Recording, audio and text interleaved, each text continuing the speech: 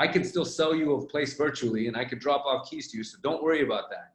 Which to me, if I was a buyer, if I was a client, I would see that as you're not addressing any fear. Like, I don't give a shit that you can drop off keys to me. Like, that's great, but there's bigger things here at play in the picture that are like worrying me and giving me stress and anxiety. So about how Kinoko has been providing real value right now in this market. Like, how are you guys taking this initiative to lead and be really different than the average real estate group instead of just being out there selling? Because most of everything we all see in social media or in any kind of advertising is everyone just talking about, well, I can still sell you a place virtually and I could drop off keys to you. So don't worry about that. Which to me, if I was a buyer, if I was a client, I would see that as you're not addressing any fear. Like, I don't give a shit that you can drop off keys to me. Like, that's great, but there's bigger things here at play in the picture that are like worrying me and giving me stress and anxiety. So how are you guys being different about that right now? It kind of stems from the way we do business already, which is educating the consumer, right?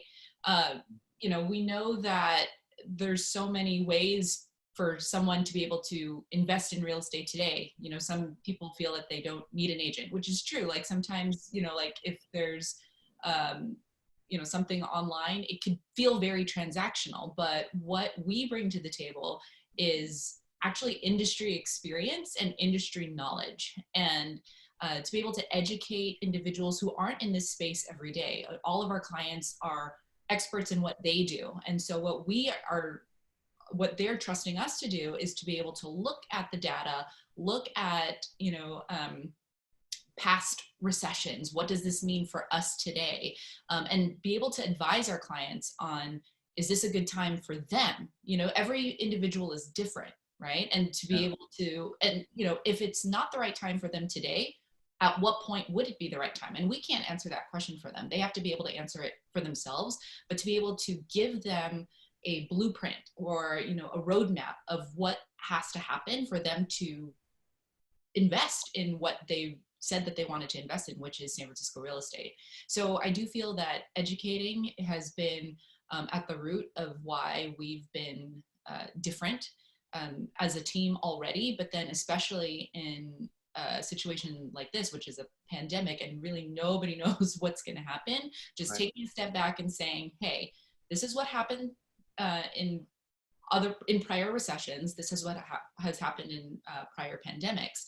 This is what we can expect to happen. But at the same time, what is your current situation? And then from there, we can strategize on what makes the most sense for that individual.